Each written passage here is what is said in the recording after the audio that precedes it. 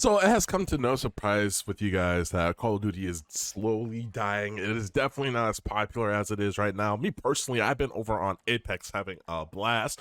I played on mouse and keyboard, but I just love the game on controller. I hope you guys can forgive me for that. But I want to talk to you guys about something that I actually thought about when it came to me playing Apex. And I just want to know, when you guys play in a Call of Duty lobby or Apex lobby, or if you're playing a first-person shooter and you get into an all mouse and keyboard lobby, okay, does the game feel different for you? Because for me, it feels completely different. It feels like I'm on top of the world. It feels like I'm not getting cheated when it comes to aim assist. I feel like it's a lot more fair in my gunfights when I'm playing against another mouse and keyboard player, or vice versa against another controller player. And begs the topic, would you guys still be playing Call of Duty if it was only input-based matchmaking? That's the topic of today's video, input-based matchmaking, whether or not it should be in Call of Duty.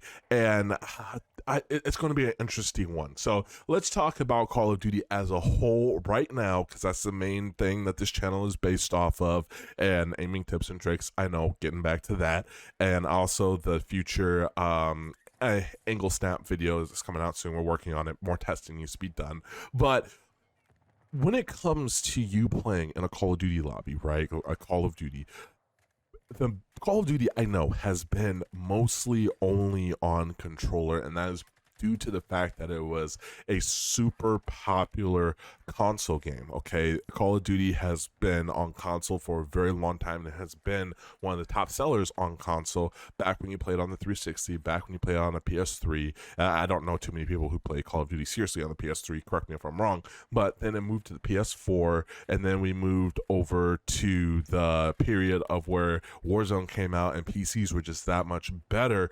But going back to the history of Call of Duty, back in like Black Ops 3, Black Ops 4, correct me if I'm wrong, but it was a disgrace back then if you were on Steam and you were playing Call of Duty on a controller because you're on PC. The PC community has widely disowned controllers from the very start when it comes to games like Call of Duty on Steam, and when it came to aim assist and how unfair it was.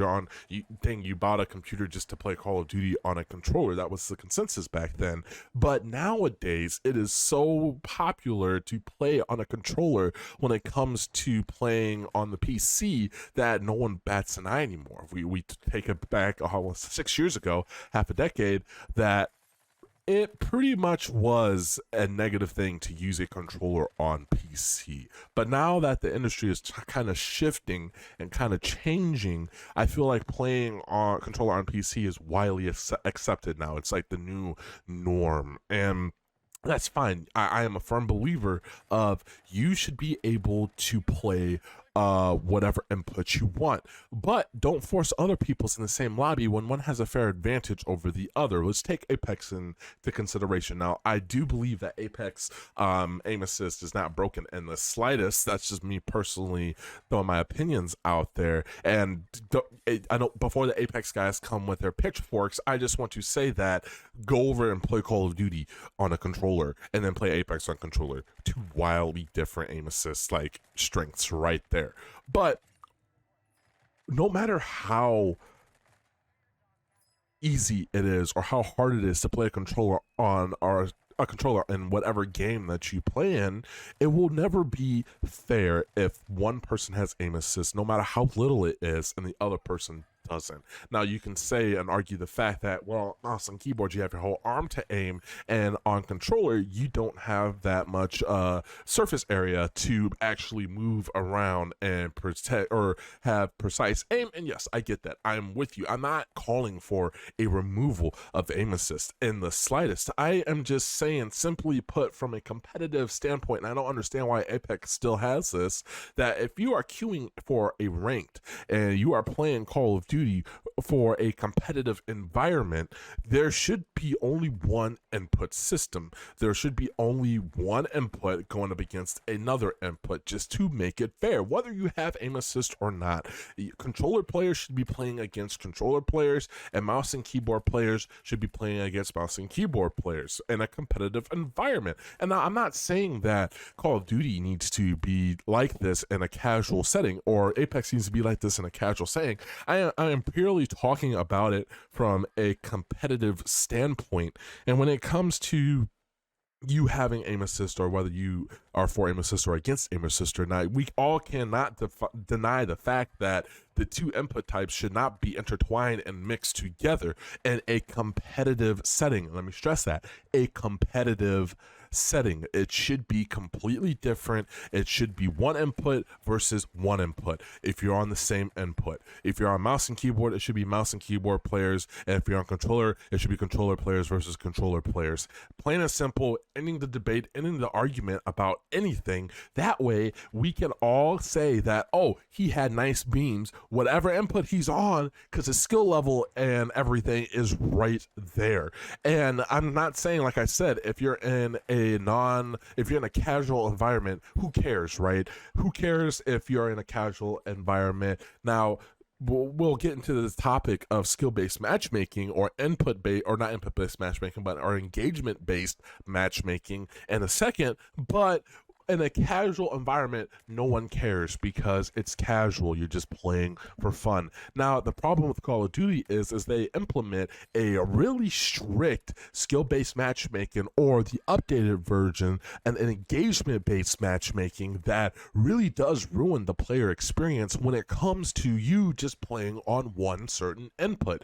When it comes to you playing against other people of your similar skill level, and they're trying to engage and make you stay on longer, it's not a fair and casual environment. It is a now competitive environment. And I'm calling for, if you play Call of Duty and you are semi good at the game, and you're getting ranked against other people that are semi good at the game, then you should, with that knowledge in mind, should separate the inputs. Now, say that they get rid of sbmm and they get rid of the engagement based matchmaking, and casual is just casual. It's just a free-for-all. Whoever goes up against whoever, there you go. Nobody's going to bat an eye. Who cares, right? Now, I'm not calling for saying that you should be just, crapping on people who just got the game. No, let them play until they get to like level 30, around there, level 40. You're getting used to the game. You're kind of understanding it. And then guess what? You get thrown into the rest of the pack, because that's how it should be. It shouldn't be money grab to try to keep you on longer, because let me tell you something. If the game is fun, then people are going to stay on regardless. That's why single player games are so dominant right now. They are fun. Do you guys remember Elden Ring? Yeah, Elden Ring was really tough. It was really difficult, but it was wildly successful.